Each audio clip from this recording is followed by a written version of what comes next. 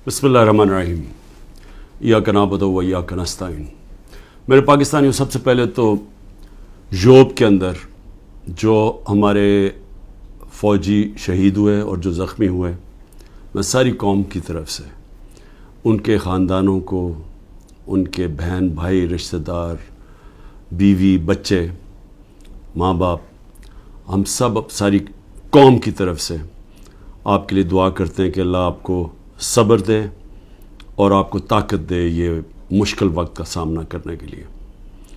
और मैं ये भी मुझे जब मैं सुनता हूँ कि कुरम में भी कुछ इंतशार है और हमारे पख्तूनख्वा में ख़ास तौर पे पुलिस के अंदर काफ़ी इस साल काफ़ी शहादतें हुई हैं, तो मैं सिर्फ आज एक बात कहना चाहता हूँ कि मैंने जनरल बाजवा को जब अफ़गानिस्तान के अंदर पता था कि अमरीकी वहाँ से निकलने लगे हैं, तो मैं तब से उनको कह रहा था कि मुझे खौफ है पाकिस्तान की सिक्योरिटी का इशू, कि अगर वहाँ सिविल वॉर होगी अफ़गानिस्तान में तो उसका सारा फॉल आउट पाकिस्तान में आएगा। मैं अपनी कैबिनेट को बताता रहा, सारी मेरी कैबिनेट गवाह है कि मैं उन सब को कहता था कि जो 21 और 22 की सर्दियाँ वो हमारे लिए बहुत अहम, क्रिटिकल है, मुश्किल है, सबको मैं बताता था। और मैंने जब जनरल फैज़ की बात की और जनरल बाजवा को मैंने समझाया कि सिर्फ जनरल फैज़ को सर्दियों तक इसलिए रखना चाहता हूँ कि वो 5 साल से वो सिक्योरिटी चीफ़ हैं, इंटेलिजेंस के चीफ़ थे पाकिस्तान में, उनके राब्ते थे अफ़गानिस्तान के तालिबान से भी, दूसरी हुकूमत से भी, और उनका होना उस वक़्त बड़ा ज़रूरी था जब ये चेंज ओवर हो रहा हो। तो मैंने कभी भी ये नहीं सोचा था कि आर्मी चीफ़ जनरल फैज़ को मैंने बनाना है, क्योंकि मुझे तो पता ही नहीं था बाकी कौन थे जो रनिंग में थे। लेकिन ये जनरल बाजवा ने अपनी उनको लोगों को बताया हुआ था कि इमरान खान ने फ़ैसला किया हुआ है, उनको मेरे ख़िलाफ़ किया।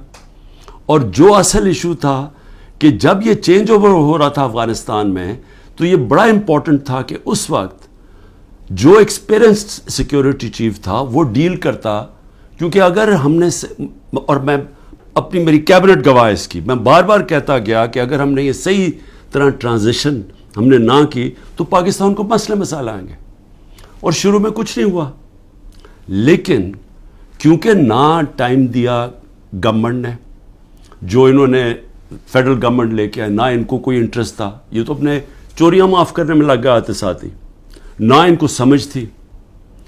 उसके अलावा जो मसला आया, जैसे हमने गवर्नमेंट्स अपनी पख्तूनख्वा की और ये पंजाब की जब ख़त्म की, और ये जो केयर टेकर सेटअप आया, केयर टेकर सेटअप को उनको कोई इंटरेस्ट ही नहीं है इस चीज़ के अंदर, ना उनकी कोई अहलियत है। पख्तूनख्वा के केयर टेकर सेटअप की बात कर रहा हूँ, वहाँ ANP और JUI वहाँ हुकूमत कर रही हैं केयर टेकर के नाम पे। और वहाँ ज़रा आप करप्शन की ज़रा रेट्स देखें कि जो करप्शन किस लेवल की हो रही है, लेकिन किसी को इसकी परवाह नहीं है। सिर्फ एजेंडा एक है कि किस तरह तहरीक इंसाफ को ख़त्म करना है। हर रोज़ तहरीक इंसाफ के लोगों के घरों पे जाते हैं, उनको वहाँ पख्तूनख्वा में गाड़ियाँ उठा लेते हैं। पख्तूनख्वा के अंदर जिधर ख़ास तौर पे कंजर्वेटिव हैं लोग, उधर घरों में भी घुसना शुरू हो गए हैं। और सिर्फ कोशिश उधर भी और सारे पाकिस्तान में है कि इस वक्त तहरीक इंसाफ को कैसे ख़त्म करना है। सारा इंटेलिजेंस एजेंसीज़ की कंसंट्रेशन, बजाय ये कि वो देखें कि मुल्क को सिक्योरिटी दें, जो कि ये फैलती जा रही है, ये जो दहशतगर्दी है, बजाय उसके ऊपर कंसंट्रेट करें, वो सारी कंसंट्रेशन है कि इस पार्टी को कैसे ख़त्म करना है। इलेक्शन आ रहे हैं, इलेक्शन से पहले पार्टी को कैसे ख़त्म करना है। मैं आज इसलिए भी आपसे बात करना चाहता था कि मुझे अजीब सी खबरें आ रही हैं। जो लोग जिनको इस वक्त रखा हुआ है जेलों के अंदर, अब क्या कोशिश की जा रही है, अप्रूवर्स ढूंढे जा रहे हैं। हमारे लीडरशिप से या वो लोग जो पकड़े हुए हैं उनसे अप्रूवर क्या बन रहे हैं, अप्रूवर का वादा माफ क्या है कि जी ये कहें कि ये इमरान खान के कहने के ऊपर ہم نے یہ کور کمانڈر کے گھر میں حملہ کیا، اور وہاں جا کے یہ بھی سننے ہیں، ذرا سنیں بات، کہ وہاں جو کاغذات جو سیکرٹ فائلز پڑی تھی ان کو کسی طرح آگ لگانی تھی یا کیا کرنا تھا۔ یہ عمران خان کہہ رہا ہے کہ فوجی انسٹالیشنز کے اوپر اٹیک کرو، اور ادھر پھر کوئی سیکرٹ فائلز، یہ بھی کہیں 164 کے بیان لکھوانے کی کوشش ہو رہی ہے ان لوگوں سے، میجسٹریٹ کے سامنے جا کے کہے کہ جی عمران خان نے مجھے بھیجا تھا وہاں، اور آگ بھی لگانے کو، اور پھر وہ کوئی فائلیں بھی جلانے کو۔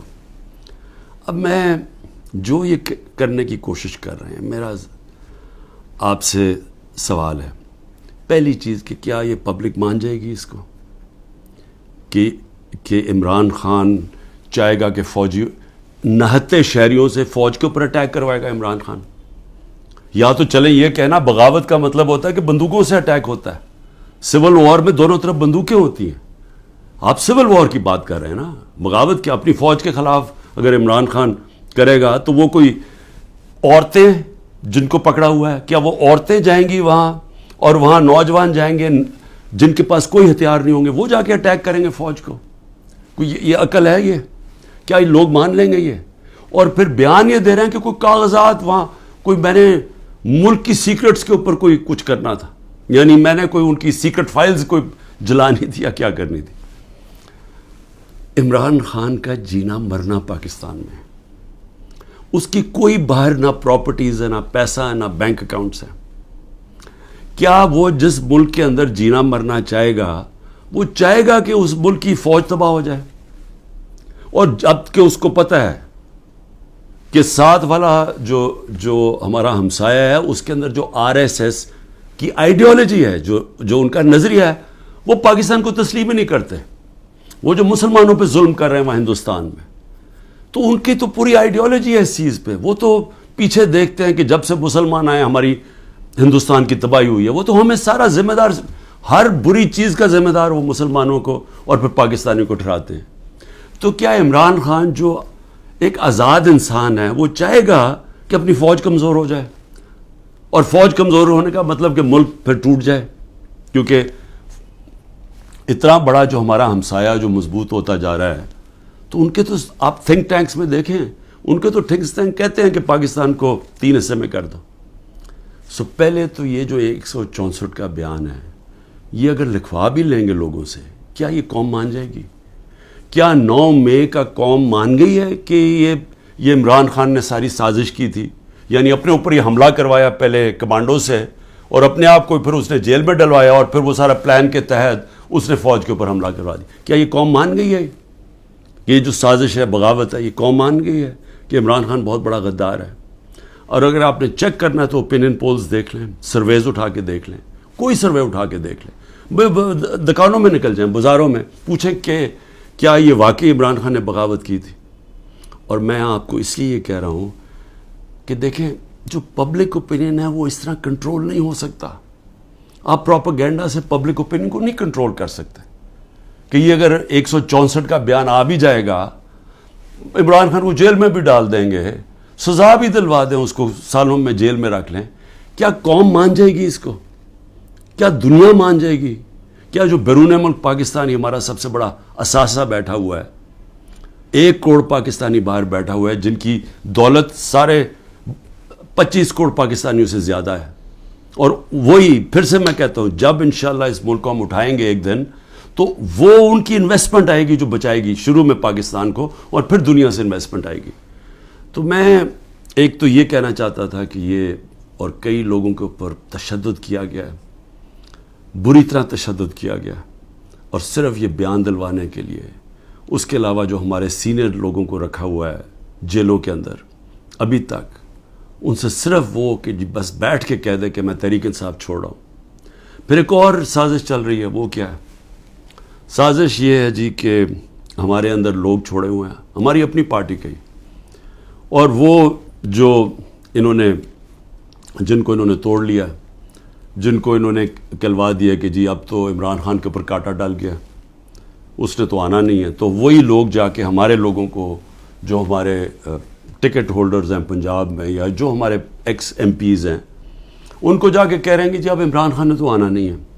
اس کے اوپر تو فیصلہ ہو گیا کہ اس کے اوپر تو ہم نے کانٹا ڈال دیا، تو اس نے آنا نہیں ہے، پارٹی بھی ختم ہو جائے گی اب. تو اس لیے بہتر یہ ہے کہ آپ ایک اور کسی، یا یہ جو پی ڈی ایم کی پارٹیز میں چلے جائیں، یا جو بھی ہم نے نئی کوئی پارٹی بنائی اس کے ساتھ چلے جائیں. یہ ایک پروپیگنڈا چل رہا ہے ہمارے لوگوں کو. لیکن میں آج سوال پوچھتا ہوں کہ کیوں نہیں پارٹی ٹوٹ رہی؟ کیوں نہیں وہ لوگ جن کے گھروں پہ حملے ہو رہے ہیں، ان کے بیوی بچوں کے اوپر حملے، ان کو بھی نہیں بخش رہے، ان کے بہنیں، ان کے رشتہ دار، ان کے بزنسز، ان کو نہیں بخشا جا رہا؟ وہ ہو رہا ہے پاکستان میں جو میں کبھی بھی نہیں سوچتا تھا کہ ہماری ملک میں ہو سکتا ہے. نہ کوئی ہماری روایتوں کی کوئی فکر کرتا ہے، نہ جو ہمارا دین جو نبی صلی اللہ علیہ وسلم کی سنت تھی، حکم دیتے تھے کہ جنگ پہ جاؤ تو عورتیں بچے بوڑھوں کو، آپ نے دشمنوں کے عورتیں بچے بوڑھوں کو ہاتھ نہیں لگانا. یہاں نہ بوڑھے دیکھے جاتے ہیں، ماں باپ نہ دیکھے جاتے ہیں، نہ بچے دیکھے جاتے ہیں، نہ عورتیں. میری بہن، میری 3 بہنیں، ان تینوں کے کچھ نہ کچھ ان کے اوپر، ایک بہن کے اوپر کرپشن کیسز ڈالے ہوئے ہیں، دوسرے کے بیٹے کے اوپر FIR کاٹ دیے ہیں، ایک کے اوپر ایک کا بیٹا باہر چلا گیا ہے، پاکستان سے باہر چلا گیا. تو ان سب کے اوپر کوئی نہ کوئی کیسز چل رہے ہیں، بیوی کے اوپر کیسز چل رہے ہیں. یہ کب تھا مجھے بتائیں کہ ہماری پولیٹکس میں یہ کب ہم اتنے نیچے گرے تھے؟ ہاں تھے، یہ نواز شریف کی خاص طور پہ، یہ شریف خاندان کا تھا کہ گھر کی عورتوں کے اوپر ہمیشہ اٹیک کرتے تھے. بے نظیر کی اور اس کی والدہ کی تصویریں انہوں نے لاہور کے اوپر نیچے پھینکی، گندی تصویریں. انہوں نے وہ جو ویڈیو ٹیپس، مریم ماہر ہے ٹیپس کے اوپر، وہ ٹیپس بنا لیتے ہیں، بلیک میل کرتے ہیں. یہ تو تھا ان کی روایت پرانی. لیکن یہ ہماری اس قوم کے اندر، ہمارے کبھی بھی ویلیو سسٹم میں اس طرح ہم کبھی بھی نہیں گرے تھے. اس کے علاوہ لوگوں کو اغوا کیا ہوا ہے. اور میں یہ ذرا بتا دوں کہ ہمارا اظہر ماشوانی، ہمارے سوشل میڈیا کا، اس کا بھائی کو 2 مہینے سے اٹھایا ہوا ہے. ہمارا جو علی اوان ہے، ہمارے اسلام آباد سے جو MN ہے، ان کے بھائی کو، وہ ایک پروفیشنل ہے، اس کا تعلق ہی کوئی پارٹی سے نہیں ہے، اس کو اغوا کر کے لے گئے. شہزاد اکبر جو انگلینڈ گیا ہوا ہے، اس کے بھائی جو کہ نارمل نہیں ہے، اب نارمل ہے اس کا بھائی، اس کو اٹھا کے لے گئے، وہ غائب کیا ہوا ہے. یہ سب غائب کیے ہوئے ہیں. جب عدالت میں جاتے کہتی تھی پیش کرو، پولیس کہتی جو ہمیں پتہ ہی نہیں کدھر گئے. اعظم خان جو میرے پرنسپل سیکرٹری تھے، ان کو اٹھا کے غائب کر دیا ہے. اور کوشش کیا ہو رہی ہے اس کو اپروور بنانے کی، جی عمران خان کے خلاف کوئی سٹیٹمنٹ دیں کہیں نہ. تو شہزاد اکبر جو انگلینڈ میں بیٹھا، اس کو میسیجز آ رہی ہیں ہم سب کچھ چھوڑ دیں گے اگر تم عمران خان کے خلاف اپروور بن جاؤ کہ اس کے خلاف کوئی سٹیٹمنٹ دے دو. اور عمران ریاض، اب اس کا کیا تعلق تھا 9 مئی کے ساتھ؟ وہ غائب کیا ہوا ہے. اس کو بھی عدالت کہہ رہی ہے اس کو بلاؤ، وہ بھی نہیں آ رہا. یعنی کب پاکستان میں ایسے ہوا تھا؟ کون سے ایک ملک جو کہتا ہے، ابھی بھی ہم کہتے ہیں ہم جمہوریت ہیں، کس ملک کے اندر اس طرح کی نہ عدالتوں کی سنی جاتی ہے، نہ لوگوں کے فنڈامنٹل رائٹس کی کسی کو کوئی پرواہ ہے؟ جو مرضی طاقتور جو فیصلہ کرتا ہے، جو وہ سمجھتا ہے وہ کرنا چاہے وہ کر سکتا ہے. تو میرا سوال یہ ہے کہ جو بھی طاقت میں بیٹھے ہوئے ہیں، جو یہ سب کچھ کروا رہے ہیں، میں آپ سے ایک سوال پوچھتا ہوں کہ کبھی آپ نے سوچا ہے کہ اتنا زیادہ کسی کے ایک پارٹی کے اوپر آپ زور لگائیں اور ظلم کریں اور وہ پھر پارٹی نہ ٹوٹے؟ پنجاب کے اندر کتنے ٹکٹ ہولڈرز توڑ لیے ابھی تک؟ 297 ہیں ٹکٹ ہولڈرز، ان میں سے 40-50 توڑے ہیں. باقی کیوں نہیں ٹوٹ رہے؟ سب گھروں میں سے نکلے ہوئے ہیں، انہوں نے اپنی فیملیز کو گھروں سے نکال دیا ہے، سب چھپے ہوئے ہیں، بزنسز ان کی بند ہے، وہ ٹوٹ کیوں نہیں رہے؟ سوال پوچھا اپنے آپ سے کہ اتنا ہی زور لگایا، ابھی پختونخوا کے اندر پوری کوشش ہو رہی ہے، کیوں نہیں ٹوٹ رہے؟ وہ اس لیے نہیں ٹوٹ رہے. اور میں بڑے ادب سے اپنے پاور بروکرز کو کہنا چاہتا ہوں کہ بڑا غور سے میری بات سنیں. میں 27 سال سے پولیٹکس میں ہوں، 0 سے پارٹی شروع کی. کوئی میری پولیٹیکل بیک گراؤنڈ نہیں تھی، میرے کوئی والد یا میرے وہ نانا دادا کوئی پولیٹکس میں نہیں تھے. میں نے زیرو سے شروع کیا اور آہستہ آہستہ پبلک کو اپنے ساتھ جوڑا، جو بڑی دیر لگی، اور آہستہ آہستہ آہستہ آہستہ پارٹی بنائی. کسی نے اس طرح کی پارٹی نہیں بنائی. ذوالفقار علی بھٹو پہلے 8 سال ایک ملٹری ڈکٹیٹر کے منسٹر رہے تھے، اور پھر رائٹ لیفٹ کی سیاست تھی، ساری پولیٹکس ختم کر دی تھی. ایوب خان نے ایبڈو لگا دیا تھا، سارے پولیٹیکل پارٹیز بین کر دیا تھا. اس کے اندر ذوالفقار علی بھٹو نے پھر پیپلز پارٹی بنائی، اور ان کو بھی 4 سال لگے اور وہ پھر پاور میں آ گئے. اور اس کے علاوہ باقی کسی کا باپ پارٹی تھا، کسی کا دادا تھا، کسی کا نانا تھا. ایک نواز شریف نے وہ کس طرح پارٹی بنائی. جنرل ضیاء نے فیصلہ کیا، جنرل جیلانی نے ریکویسٹ کی کہ جی یہ بڑا اچھا بچہ ہے، اس کو لے آئیں. والد صاحب نے کہا کہ جی اور کسی کام کا نہیں تو چلو اس کو پالیٹکس میں ڈال دو. وہ پالیٹکس میں آ گیا. اس کو مینوفیکچر کیا گیا. جی ایچ کیو کے اندر نواز شریف مینوفیکچر ہوا. ایک ٹیسٹ ٹیوب بیبی پیدا کی گئی پالیٹکس میں. وہ اس طرح پالیٹکس میں آیا تھا. تو تجربہ، میں صرف یہ کہہ رہا ہوں کہ جس آدمی نے زیرو سے پارٹی شروع کر کے 2 پارٹی سسٹم بریک کر کے آج اللہ کا کرم ہے سب سے بڑی پارٹی ہے پاکستان میں، تو کم از کم میرے ویوز ہی سن لیں.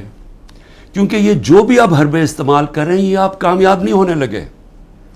یہ آپ ملک کی تباہی کریں گے لیکن آپ کامیاب نہیں ہوں گے. کیونکہ دیکھیں، جب ایک آئیڈیا، اور یہ پالیٹکس یہ 90 کی دہائی کی پالیٹکس نہیں ہے. 90 کی دہائی میں پالیٹکس کیا تھا؟ الیکٹیبلز تھے. اسٹیبلشمنٹ انہوں نے ایک طرف ایک پارٹی کا ساتھ دیتی تھی، الیکٹیبلز تھوڑے ادھر چلے جاتے تو وہ پارٹی جیت جاتی تھی. یہ تھی 90 کی دہائی کی پالیٹکس. اور پھر یہی آگے جب جنرل مشرف نے کیا کیا، پہلے 2/3 اکثریت والی نون لیگ، ان کو کوئی تشدد نہیں کیا گیا. ان کو کسی صوبے دار کا بھی ٹیلی فون آتا تھا نا تو وہ سیدھا کاف لیگ پہ چلے جاتے تھے. کوئی مشکل نہیں تھی، کوئی بزنسز نہیں بند ہوئی، کوئی جیلوں میں نہیں ڈالا. ساری کی ساری نون لیگ کاف لیگ پہ چلی گئی.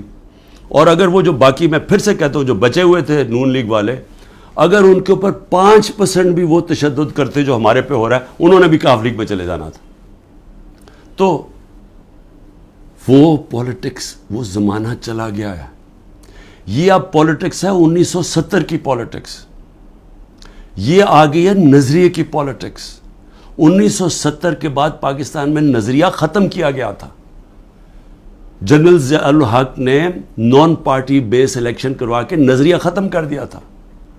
وہ جو 1970 کے اندر جو نظریاتی پالیٹکس تھی، اس نے سارے پرانے پولیٹیکل ہاؤسز کو اڑا دیا. ویسٹ پاکستان میں ذوالفقار علی بھٹو نے، اور ایسٹ پاکستان میں مجیب الرحمان نے. صرف نظریہ جیتا تھا. یہ آ گئی ہے نظریاتی پالیٹکس. یہ جو ہمارے لوگ ہیں وہ اتنی مشکلات کے بغیر کیوں نہیں چھوڑ رہے؟ کہ ان کو پتہ ہے کہ جب وہ چھوڑیں گے ان کی پالیٹکس ختم ہو جائے گی. ان کو پتہ ہے کہ ووٹر جو نیچے بیٹھا ہوا ہے، وہ ووٹر کہہ رہا ہے کہ اگر آپ نے تحریک انصاف کے ٹکٹ کے اوپر نہ لڑے ہم آپ کو ووٹ نہیں دیں گے. وہ لوگ کہہ رہے ہیں جن کے اپنے ووٹ بینکس ہیں، ان کا اپنا ووٹ بینک کہہ رہا ہے کہ آپ کو صرف ہم تب جتائیں گے جب آپ تحریک انصاف پہ کھڑے ہوں گے. تو قوم کے دل تو اللہ کے ہاتھ میں ہے. اللہ جب لوگوں کے دل بدل دیتا ہے تو انگریزی میں پھر فریز آ جاتا ہے کہ an idea whose time has come. No number of armies can destroy an idea whose time has come. جتنی مرضی فوجیں ہوں، وہ جب ایک نظریے کا وقت جو اللہ ڈالتا ہے دلوں میں، جب وہ آ جاتا ہے آپ کچھ نہیں کر سکتے. آپ جو بھی کریں گے وہ بیک فائر کرے گا. 14 مہینے سے کوشش کیا جا رہا ہے کہ نظریہ کو ختم کرنے کا، اور 14 مہینے سے کوئی سروے کروا لیں، آپ کو بار بار ایک ہی رزلٹ آئے گا کہ لوگ اور زیادہ تحریک انصاف کے ساتھ آ گئے.